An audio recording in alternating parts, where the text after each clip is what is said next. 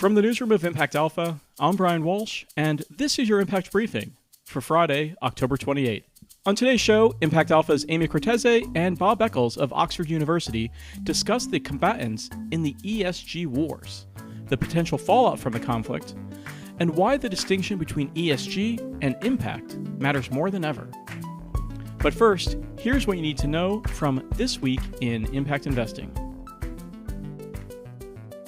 Creative finance is needed to plug gaps in global climate funding, and perhaps to rescue COP27, also known as the Conference of the Parties, the 27th annual Global Climate Summit.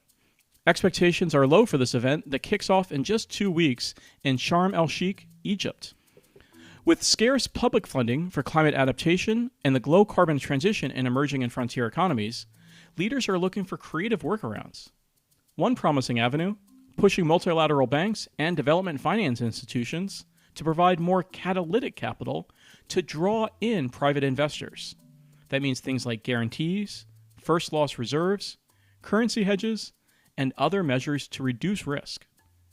Indeed, private capital for climate tech continues to flow. For example, Lower Carbon Capital raised $250 million for investments in fusion energy.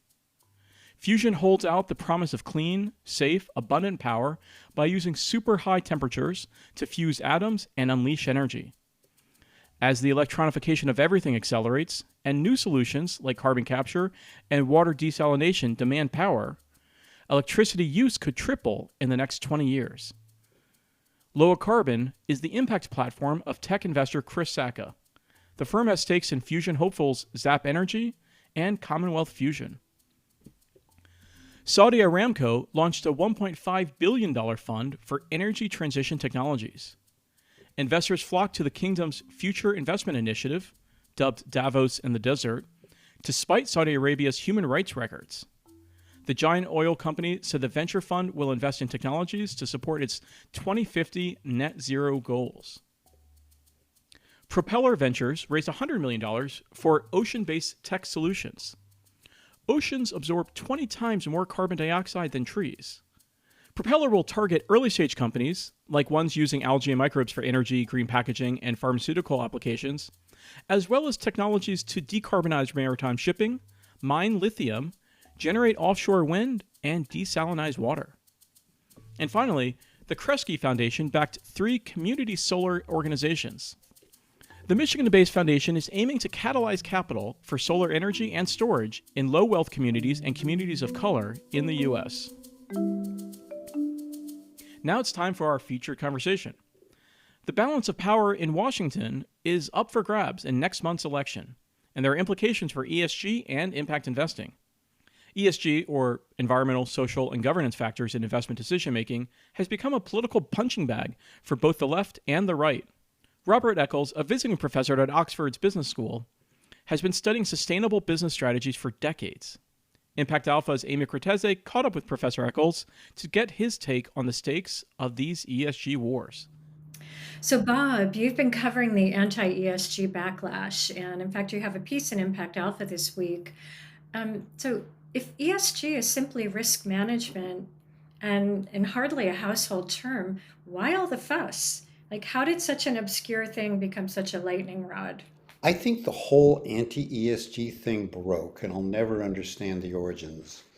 When former Vice President Mike Pence wrote his op-ed piece in the Wall Street Journal in May, and he defined ESG, and I won't remember the exact words, as basically a left-wing progressive agenda, political and social agenda, to attack the American industry. And then he kind of went on to rail about Engine Number One and ExxonMobil. And then it got picked up by other groups. The Republican Study Committee issued a memo called War on American Energy Ground Zero. Same thing, ESG is this kind of woke thing that's getting in the way of the American energy industry. And then Ron DeSantis passes anti-ESG legislation in their pension funds, whatever that means. How would you even find it? What do you know that you're looking for? And it's turned out to be sort of quite an effective rallying cry. Same thing in Texas with Chuck Hagar, the comptroller. I think it's being used largely as kind of political campaign kind of the polarization around guns, around abortion. And so it's like, you either like ESG and you're on the left wing, or ESG is a bad thing and you're on the right wing. So it's kind of crazy. Yeah, I would agree. But you also point out that ESG is being attacked from the left as well. And I think you have sort of created a topology of anti-ESG groups. Well, it was actually, interestingly enough, it was attacked on the left, if we shall call them the left. And the terms I'm using for the left are the sustainability Taliban, and for the right, it's the sustainability flat earthers. And people object to that because I think this is just kind of continuing the polarization. I don't. I think it's just kind of recognizing, that these folks exist. The anti-ESG component that would come from the left has, some more substance to it. I mean, I think the way that they're going about it isn't particularly constructive, but their beef with ESG is that it's only about so-called single materiality and enterprise value creation, and doesn't deal with negative externalities being created by a company's products and services. And so they go, okay, great. So these companies can be using ESG to make more money. And it's basically kind of risk management on material risk factors as identified by SASB, but it's not kind of solving the world's problems. But again, ESG was never intended to do that, right? And so if you want to talk about double materiality, you want to talk about impact like we do in the piece I did with you guys, and you want to talk about positive and negative externalities, that's fine. But that's no reason to go and attack ESG, because companies need to make money if they're going to continue to sort of, benefit shareholders and all the stakeholders that depend upon them, their customers, their employees, all the obvious things, the communities where they create jobs. The single materiality is important. But now you've got this ironic situation where you got haters on the left and you've got haters on the right. And I think they were all fed ammunition by, in my topology of hate, the sustainability advocates who become opportunists that are overselling ESG and are greenwashing. And I think that was particularly dramatic on the fund side, where you had these funds coming out being ESG funds. And it even wasn't really clear what they were, but they were being called that. But let's give them the benefit of the doubt, and that they were doing ESG integration, saying if we incorporate these factors, we'll improve financial performance because we're going to have less probability of sort of downside risk happening. But then they started making claims that you can make more money in ESG investing and save the world and make the world a better place. And that was, I think, when things started to go off the rails. So there's been a conflation of the two things. And so can you explain for listeners, just put that into stark terms? What is ESG? How should we think about that? And what is impact? And how should we think about that?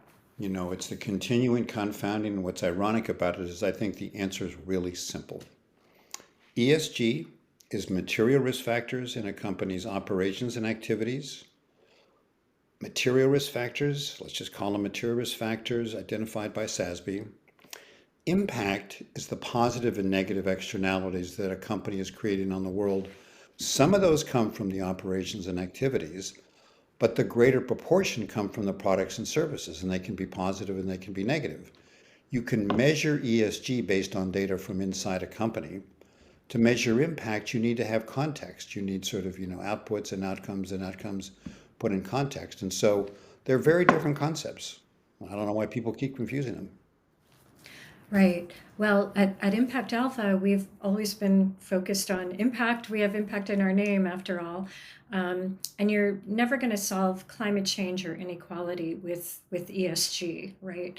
But nonetheless, ESG is still useful, and there are efforts to improve it in Europe and also here in the US, where the SEC is working on climate and ESG disclosure rules, also labeling for some of those funds that you were referencing before. How will that help? Well, I think we need to just be clear again. If you mentioned both of them, but I'll just kind of highlight it. There's a set of rules that are being proposed on company disclosures, like the SEC's proposal on climate change and the work of the International Sustainability Standards Board. It has a proposed rule on the European Financial Reporting Advisory Group, which is creating the European Sustainability Reporting Standards for the CSRD, the Corporate Sustainability Reporting Directive. And hopefully there will be, at least on, the core things, a global baseline and alignment. That will be company reporting. So we'll have standards for reporting on things like carbon emissions, just like we have for financial performance, like revenues. Then you have the SEC doing work around fund labeling. They proposed basically a three-part taxonomy. The FCA a couple days ago, as you know, came out with one themselves, and that's to try and put a little bit more rigor and definition to funds that are being claimed to be ESG funds. What does that exactly mean? And typically, there's various degrees of rigor in that, and that's where they start to distinguish, I think, between the ESG integration and the impact. And in Europe, you've got the example, and that was really the first to come out with it, which was SFDR 8 and SFDR 9, where SFDR funds are ESG integration, and SFDR funds are really more impact, which is the positive and negative externalities we're talking about. I think that's a good thing to be doing. I think it's tricky. I think it's never easy to come up with standards for corporate reporting, but it's probably a little bit easier to do that than to come up with some taxonomy for fund labeling, because funds are complicated. And so, but I'm glad to see progress being made, in that direction. You mentioned that all of this anti-ESG, anti-woke backlash coming from some of the red state politicians is a lot of political theater. However, we do have a midterm election coming up rapidly here in the United States. And if the Republicans take back either the House or the Senate or both, that political theater suddenly has some more consequences, right? What are the stakes there? All they have to do is take back the House, which they will, and I think it's almost certain that there's going to be sort of hearings on ESG. Whether there's more consequences of that, to be honest, I don't know. I mean, it'll sort of be uncomfortable for people that have to testify, and they'll kind of beat up on them and things like that. Is that going to change behavior? I don't know. I mean, my buddy Shivaram Rajgopal, a professor at Columbia Business School, did a study to the extent that data was available on Texas pension funds to see if all that stuff that's going on in Texas has changed what the portfolio holdings look like. I mean, it really hasn't. So I think, we need to say, is there kind of political theater going on, and there's some grandstanding, and people are trying to get whatever benefit are out of that? But how much is that really going to change behavior, how investors are making decisions of what companies are doing? I think that remains to be seen. Probably in some ways it's good. I mean, I think, some of these people that are doing the hearings will be reasonable, some of them won't be. And I think it's an opportunity to sort of put these things on the table. And as you know, I'm kind of working on my GOP outreach campaign, and I've been talking to Republicans, and they get it. I mean, you've got the extremes on both ends that we've talked about, but I think everybody realizes that this kind of hating ESG, it may make you feel good within your particular tribe, but it's not, as you say, solving climate change. ESG doesn't solve climate change. So, we need to kind of start talking about issues more. I think energy security is an issue we need to talk about, and I think just transition we need to talk about. We need to have more candid conversations about nuclear, about natural gas, even about coal. And I think if we could kind of get away from these sweeping generalizations and soundbite language that people are using for whatever their particular ends are, and talk about the issues that matter to everybody, that would just be a more effective thing to do. But, the pragmatic approach isn't always the exciting one.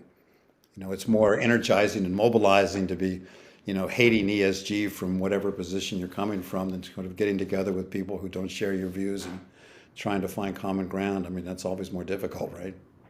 Well, I think you've been one of the more pragmatic voices in this whole discussion over the last few months or so as it's been playing out.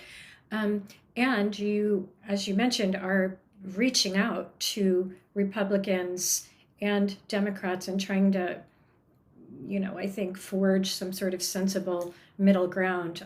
How is that going? Are you optimistic? You're saying that you're actually hearing reasonable reactions from Republicans. Yeah, I mean, look, it's in the early stages. I can't say that I've had tons and tons of conversations, but I haven't had a bad conversation yet. Let me put it that way. And there's some other things I'm working on I can't really talk about now. And I know that there's some groups that are working on this, like the Bipartisan Policy Center. I've discovered other people that have been thinking about this as well. I mean, I'm clearly not the only person. that realizes it's an issue that needs to be addressed. So, I'm kind of qualified optimistic. I mean, all of my liberal friends, I live in Massachusetts, as you know, so most of the folks I know are liberal, and I tell them about, the need for a more kind of pragmatic conversation between both sides of the House. They've all been positive. My friend Dan Crowley, that I wrote the piece with, the Republican, we wrote that piece in the Harvard Law School Forum on Corporate Governance, turning down the heat in the ESG debate, separating material ESG issues from salient policy issues, or separating material risk factors from salient policy issues. The response he's gotten has been positive. And I think that's a good early indication. But let's be realistic. This is not a silver bullet. Trump still has his hands around the throat of the Republican Party, and so it's going off the rails, in my view, all of these election deniers. And so I think there's bigger issues in American politics that need to be cleaned up. And I'd like to see the Republican Party get back to the Republican Party that I voted for Charlie Baker twice, who's a Republican for the governor of Massachusetts. Those kind of Republicans, I understand. I'm a little bit to the left of them, but not super to the left. But I think there is a whole kind of national rethinking that's going on. I think ESG is it's an element of that, and it's kind of being utilized in that. But again, if we get away from ESG and even try and get away from the politics, which I can't do anything about, and let's talk about energy security, and let's talk about jobs, and let's talk about inflation, let's talk about, pragmatic conversations around coal, all the stuff that I've said. I think there's an appetite for doing that. Look, it's gonna be slow, and there's no silver bullet, and there's no miracles that are going to happen. But what's the alternative? Right? What's the alternative? Nobody's giving me a good alternative. So I'm going to try.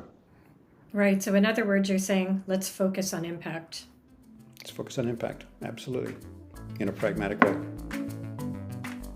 That's going to do it for this week's Impact Briefing. Thanks to Bob Eccles, Amy Cortese, and our producer extraordinaire, Isaac Silk. Ready to try Impact Alpha?